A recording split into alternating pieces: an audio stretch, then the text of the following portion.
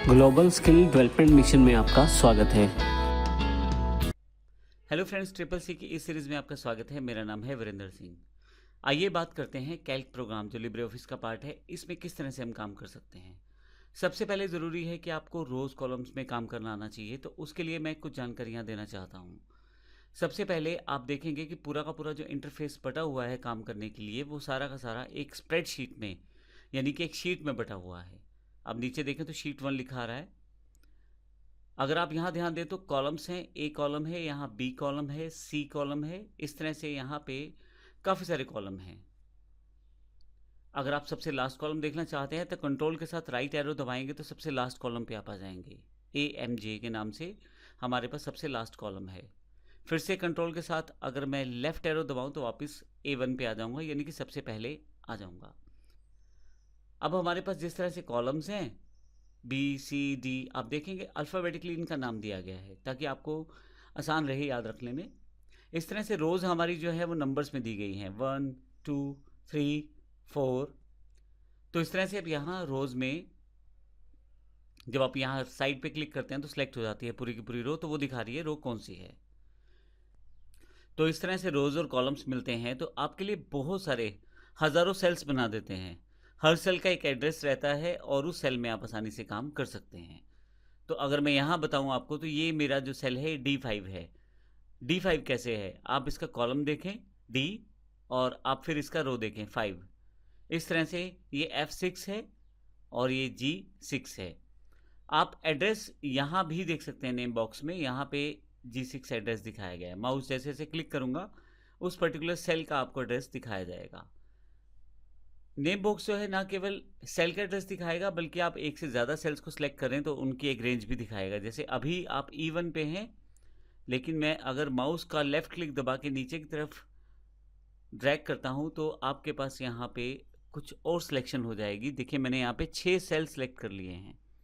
तो आप यहाँ ध्यान दें तो E1 से लेकर E6 तक सभी सेल्स को सिलेक्ट कर लिया गया है। तो इस तरह से आप आसानी से रेंज भी सिलेक्ट कर सकते हैं और रेंज दिखाई गई है नेम बॉक्स में। अब अगर हम बात करें कि हम काम कैसे कर सकते हैं सेल्स में, आपको सेल्स में काम करने के लिए आपको जहाँ टाइप करना है वहाँ उस पर्टिकुलर सेल पे चले जाएं और वहाँ टाइप करना शुरू करें। जैसे एग्जांपल के लिए मैं यहाँ टाइप करना शुरू करता हूँ। अभी तक आप जो टाइप कर रहे हैं वो आपके पास ऊपर दिखाया जा रहा है, बार में भी, फार्मूला बार में भी दिखाया जा रहा है। मैं एंटर कर देता हूँ तो मेरे पास ये फाइनल हो जाएगा नेम। अगर मुझे चेंज करना है और यहाँ मैं चेंज करना चाहूँ तो मुझे इसके लिए डबल क्लिक करना पड़ेगा। अगर मैं इसी सेल पे पहले से जिसमें वैल्यू है, जैसे नेम वैल्यू है, अगर मैं डायरेक्टली इस पर टाइप करूँगा तो ये वाला वैल्यू हट जाएगा जो C2 सेल में पहले से स्टोर है और उसकी जगह नया वैल्यू आ जाएगा। लेकिन अगर मुझे इसी में मॉडिफाई करना है तो फिर मुझे डबल क्लिक करना पड़ेगा। देखिए जैसे मैं यहाँ पे जैसे ही माई टाइप करता हूँ, प्रॉब्लम यह है कि पहले वाला कंटेंट हट गया है, तो एस्केप कर देता हूँ, वापस आ जाएंगे, नहीं कि वो कैंसिल हो गया।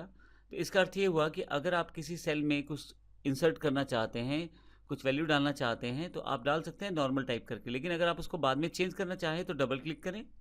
ये देखें आपके पास कर्सर आ गया है यहाँ पे,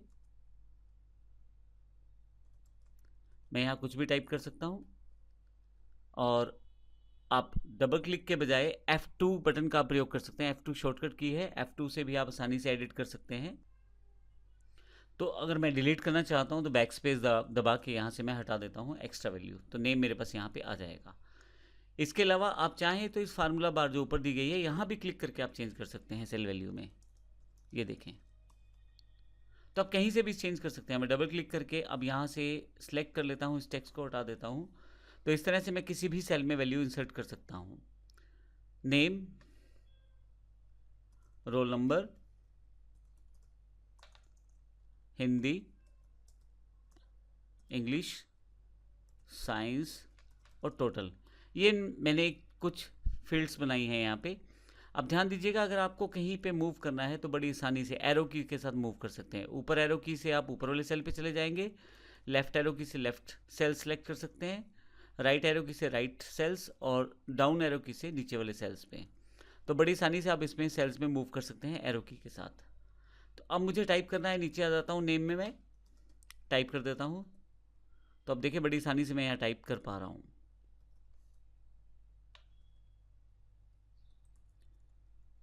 इस तरह से मैं कुछ रोज़ यहाँ पे क्रिएट यानी कि कुछ डेटा यहाँ इंसर्ट कर लेता हूँ। अब यहाँ पे हमारे पास एक छोटा सा टेबल तैयार है जिसमें मैंने एक एग्जाम्पल डेटा डाल दिया है।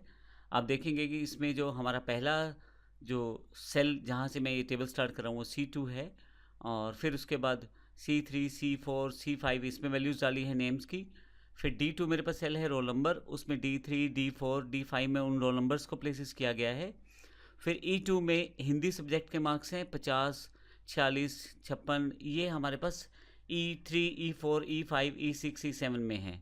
इस तरह से इंग्लिश जो शुरू है वो F2 से है, F3, F4, F5 में उसकी वैल्यूज़ हैं, और इस तरह से बाकी सेल्स भी मैं यहाँ पे प्रयोग कर रहा हूँ। अगर हम सेल्स की बात करें, कॉलम्स की बात करें, रोज़ की बात करें, तो हज़ारों यहाँ पे रोज़, कॉलम्स और सेल्स यहाँ पे हैं।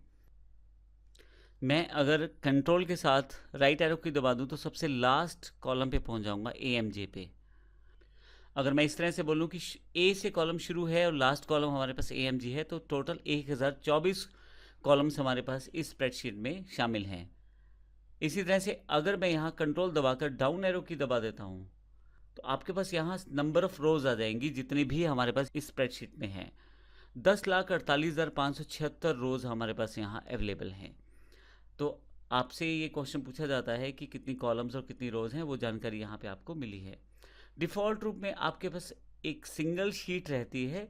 आप चाहें तो यहाँ शीट्स बढ़ा सकते हैं। शीट बढ़ाने के लिए आपको प्लस पे क्लिक करना है, आप दूसरी शीट ऐड कर सकते हैं, तीसरी शीट ऐड कर सकते हैं, और मैक्सिमम आप 10,000 शीट्स एक स्प्रेडशीट फाइल में ऐड कर सकते हैं।